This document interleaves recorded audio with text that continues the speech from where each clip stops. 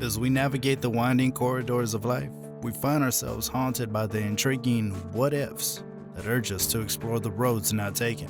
These thoughts can evoke feelings of regret, gratitude, and the desire to mend past relationships. However, in the twilight of their lives, a select few brave souls find solace only by releasing themselves of long-held secrets, desperately seeking liberation from their final breaths.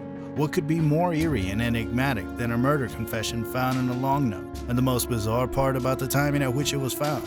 What happened in Liverpool years ago? What did a retired librarian have on his conscience and could not keep to himself just before he died? We know you're curious to know what secrets are hidden within the note and when it was found.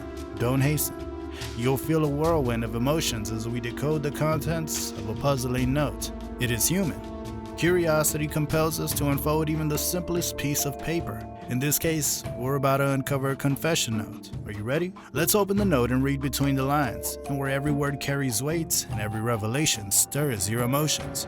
Harvey Richardson, a former librarian with a love of languages, passed away in hospice at the age of 77 from colon cancer. Richardson, a retiree, would never have caught the attention of Merseyside police if not for the decorators who were looking through a leather bag on top of his wardrobe. His family had hired a small team of decorators to clean up his house. What fascinating findings did the decorators make while exploring his house? The two decorators discovered a house stuffed to the brim with an incredible collection of thousands of books, in addition to the confession and cuttings. Books that reflected his intense fascination with Germany and Russia were scattered around the shelves. Several books about Hitler and the Nazis were lying around. Curiosity led the diligent decorators to dramatically discover a misplaced leather satchel in Harvey Richardson's wardrobe. They found newspaper clippings about Lorraine Jacobs' murder, which has gone unsolved for 38 years.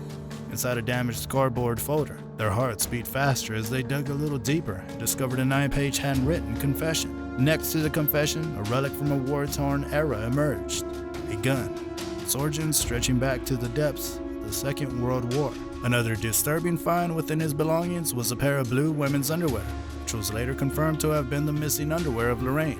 Lorraine Jacob, aged 19, was a single mother of two. She had been suffocated and assaulted, and her tights and underwear were noticeably missing. The body of Lorraine was discovered in an alleyway in the heart of Liverpool. At the time, Richardson resided in the nearby neighborhood of Toxteth and worked in a restaurant. Police claimed that although the confession was neither dated nor signed, it was yellowing and appeared to have been written in the past. In the letter, he described Lorraine Margaret Jacobs' horrifying murder. She was beaten, sexually molested, and ultimately murdered. It was a confession that came from beyond the grave. Another chilling cut surfaced when the injury delved deeper into Richardson's house.